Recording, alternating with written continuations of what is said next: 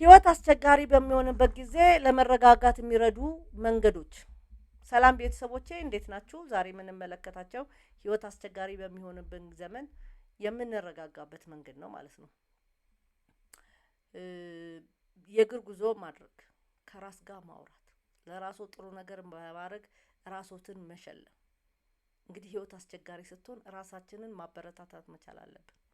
ለማያውቁት ሰው እርዳታ ማድረግ፣ መንገድ ላይ ለሚገጥመን ሰዎች መርዳት ባለብን ማገዝ ባለብን በሐሳብም በገንዘብም መርዳት። እንግዲህ እኛ ነገሮች ውስጥ ነን ያለነው። ህይወት አስቸጋሪ ሆናብናለች።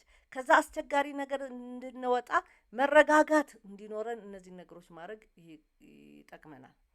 ቀልደኛ ወይም ተጫዋች መሆን፣ በልጅነቱ ያደረግከውን ነገር እያነሳ ትዝታውን ወደ ኋላ እየሄድክ ደስ ሊልህ ይገባል።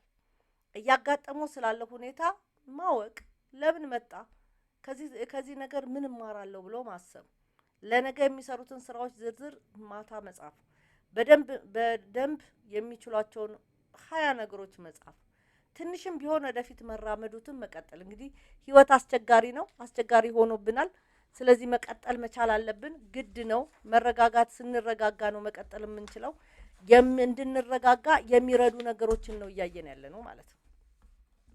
ቀደም ሲል ይወዱት የነበረ የትርፍ ሰዓት ማሳለፊያን እንደገና መሞከር፣ በአሁኑ ወቅት በጣም አስፈላጊ በሆነ ነገር ላይ ትኩረት ማድረግ፣ በቂ እንቅልፍ መተኛት፣ ከ7 እስከ 9 ሰዓት እንቅልፍ መተኛት፣ ማልቀስ ካስፈለገው ደግሞ ማልቀስ፣ ስለገጠመን አስቸጋሪ ነገር ማልቀስ ካለብን ማልቀስ አለብን።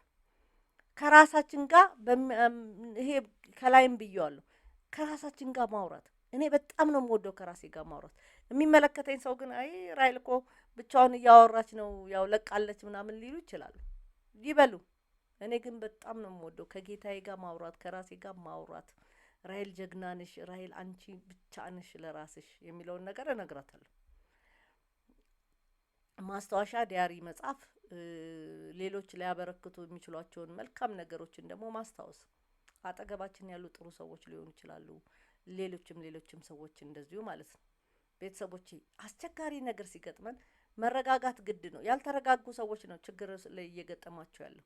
ስለዚህ ለመረጋጋት ከዚህም ተጨማሪ ብዙ ነገሮች ቢኖሩም እነዚህ ነገሮች በማድረግ ራሳችንን ማረጋጋትና ወደ ቀጣዩ ሰልፍ ደግሞ መሄድ አለብን። አመሰግናለሁ። ላይክ፣ ሼር፣ ሰብስክራይብ ማድረግ እንዳይረሱ።